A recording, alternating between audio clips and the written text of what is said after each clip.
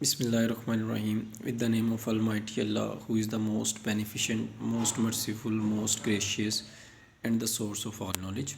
My name is Engineer Zainul Abidin, and I would like to warm welcome to all of you by saying the Islamic greetings. Assalamu alaikum warahmatullahi wabarakatuh. So this is the lecture of mathematics for grade 6. So previously we were dealing from the book D1, and our chapter was chapter number 7, which is named as number sequence. Until now, in the previous lecture we have seen how we can find the nth term. General term और nth term ये दोनों same नाम है। किसी भी sequence का general term formula जो है वो आप किस तरह से मालूम कर सकते हैं, उसके लिए मैंने आपको स्टेप्स बताए थे। सबसे पहले आपने उसका सीक्वेंस का रूल या उसका कॉमन डिफरेंस जो है उसको मालूम करना है, और कॉमन डिफरेंस मालूम करने के बाद आपने उसको जो है फर्स्ट टर्म में से n की वैल्यू 1 पुट करके उसको सबट्रैक्ट कर देना है, और जो आंसर आएगा आपने उसको उसके अंदर ऐड कर देना है, तो आप जनरल टर्म फार्मूला फाइंड कर सकते हैं। आज बेटा इसके नेक्स्ट क्वेश्चन के अंदर जो है आपको ऑलरेडी उसने जनरल टर्म फार्मूला दिया हुआ है, ठीक है, और वो आपसे डिमांड कर रहे हैं कि आपने इसमें 3 चीज़ें मालूम करनी है। एक तो आपने इसकी 5th टर्म जो है वो मालूम करनी है, 8th टर्म जो है वो मालूम करनी है, और 5th और 8th टर्म इन दोनों का जो एलसीएम है वो आपने मालूम करना है। ठीक हो गया। और एलसीएम जो है वो हमने चैप्टर नंबर 1 में देखा था कि इसे लीस्ट कॉमन मल्टीपल कहते हैं, और इसको जो है इस तरीके से प्राइम फैक्टराइजेशन के मेथड से हम लोग मालूम कर सकते हैं।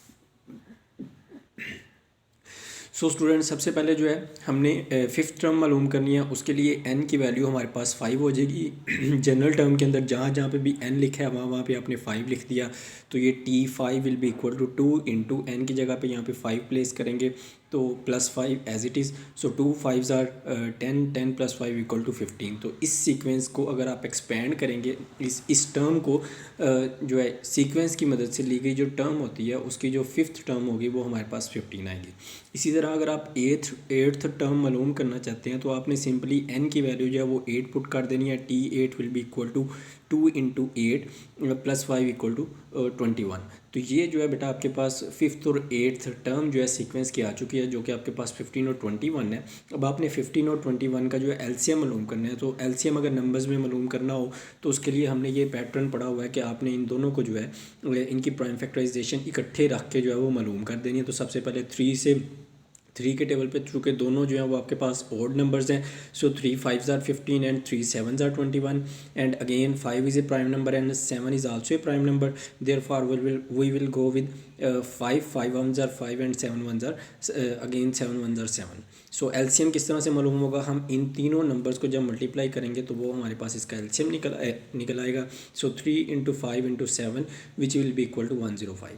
क्लियर हो गया स्टूडेंट्स। तो इसका मतलब अगर जो है आपके पास जनरल टर्म गिवन हो और आपको कोई एक स्पेसिफिक टर्म फाइंड करने के लिए कहा जाए तो आप इजीली उसकी स्पेसिफिक टर्म जो है उसको फाइंड कर सकते हैं। जस्ट आपको पता होना चाहिए कि आपने कितने नंबर वाली टर्म जो है मालूम करनी है। जैसा कि हमें यहाँ पे 5th और 8th टर्म मालूम करनी थी, तो हमने n की वैल्यू 5 और 8 जो है उसको पुट कर दिया। उसके बाद बेटा नेक्स्ट क्वेश्चन नंबर 3 है। क्वेश्चन नंबर 3 के अंदर जो है हमारे पास एक सीक्वेंस गिवन है, ठीक है, 3 6 9 12 एंड 15। ये आप देख सकते हैं इस सीक्वेंस को। इस सीक्वेंस के अंदर जो है उसने हमसे फिर से 3 चीज़ें डिमांड की हैं। एक चीज़ उसने डिमांड की है नेक्स्ट 2 टर्म्स। अब अगर आप यहाँ पे देखें तो टोटल हमारे पास 5 टर्म्स जो हैं वो गिवन है, 5 terms are given and we need to find next 2 terms. तो if 5 terms are given then we need to find the 6th and 7th term of this sequence. In the second part the author says we need to find the nth term formula. nth term formula और general term formula बेटा ये दोनों चीज़ें same है, जैसा कि मैं पहले भी बता चुका हूँ। और तीसरी चीज़ जो हमने मालूम करनी है वो इस सीक्वेंस की हमने 105th टर्म जो है वो हमने मालूम करनी है। इसका मतलब n की जो वैल्यू होगी इसके अंदर वो हमारे पास 105 रख के हम इसको मालूम कर सकते हैं। सो हमें टोटल इन शॉर्ट जो है इस क्वेश्चन के अंदर सबसे पहले इसका जनरल टर्म फार्मूला मालूम करना है, इसकी 6th टर्म मालूम करनी है, 7th टर्म मालूम करनी है, और 105th टर्म जो है वो इस सीक्वेंस की मालूम करनी है। तो सबसे पहले हम इसका जनरल टर्म फार्मूला मालूम करेंगे। सो जनरल टर्म फार्मूले के लिए सबसे पहला रूल क्या है, आपने कॉमन डिफरेंस है इसका रूल फाइंड करना है। सो ये हमारे पास common difference second term minus first term करके 3 हमारे पास इसका कॉमन डिफरेंस आ जाएगा, ठीक है। नेक्स्ट रूल क्या था कि ये जो कॉमन डिफरेंस आया आपने इसको n के साथ मल्टीप्लाई कर देना है। सो ये 3n हो जाएगा। उसके बाद n की वैल्यू को हमने जब 1 पुट किया 3 इंटू 1 इक्वल टू 3 आ गया वो हमारे पास। उसके बाद जो नेक्स्ट स्टेप जो था वो ये था, हमने इसको सब्ट्रैक्ट कर देना है इसकी फर्स्ट टर्म के साथ। तो चूँकि कॉमन डिफरेंस भी 3 है और फर्स्ट टर्म भी आपके पास 3 है, तो दोनों को जब आपने सब्ट्रैक्ट किया तो आपका आंसर जो है वो 0 आ जाएगा। और लास्ट स्टेप क्या था कि जो भी आपके पास इन दोनों को फर्स्ट टर्म और कॉमन डिफरेंस को में n की वैल्यू 1 पुट करने के बाद जो भी आंसर आया है आपने उसको फर्स्ट टर्म में से सब्ट्रैक्ट कर देना है, और जो आंसर आएगा उसको आपने जो ये n वाली टर्म है इसके अंदर ऐड कर देना है। तो यहाँ पे हमने 3 इंटू एन जो है इसके अंदर 0 को ऐड कर दिया, तो जो जनरल टर्म हमारे पास निकलती है इस क्वेश्चन के लिए वो 3n निकलती है। ठीक हो गया। तो ये हमारे पास इस सीक्वेंस का जनरल टर्म फार्मूला है जिसको हम लोग यूज़ कर सकते हैं इसके अंदर।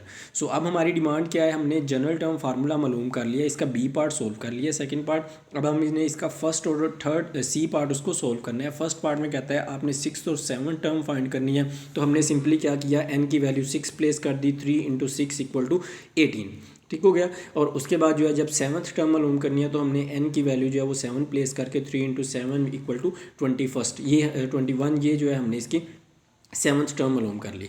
और जो सी और लास्ट पार्ट था उसके अंदर उसने हमें कहा था कि आपने 105th टर्म जो है इस सीक्वेंस की मालूम करनी है, तो वो ये हमने इस प्रोसीजर से हमने T105 जो है n की वैल्यू 105 पुट करने के बाद इसकी मालूम कर ली, जो कि आपके पास 315 आ गया।